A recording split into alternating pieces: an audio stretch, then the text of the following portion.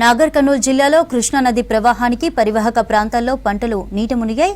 ఎగువ రాష్ట్రాల్లో భారీ వర్షాలకు కృష్ణానది ఉప్పొంగి ప్రవహిస్తోంది.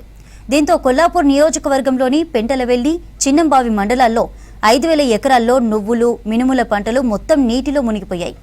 దీంతో కొందరు రైతులు తడిసిన పంటను కోసి ఎగువ ప్రాంతాలకు తరలిస్తుంటే మరికొందరు వదిలేస్తున్నారు. కళ్ల ముందే పంట నీటి పాలవడంతో అప్పులు ఎలా తీర్చాలని ఆవేదన చెందుతున్నారు రైతన్నలు.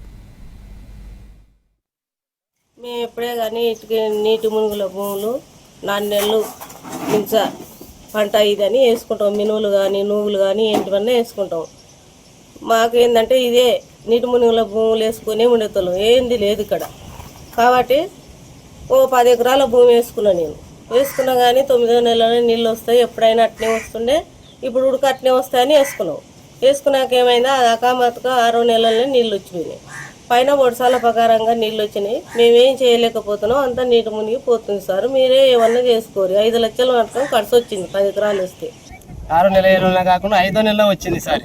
పైన అకాల వర్షాలు కురిసి 10 ఎకరాల మినుము చేను ఏట్లే మునిగిపోతుంది. ఏమన్నా సహకారం అందించే మార్గం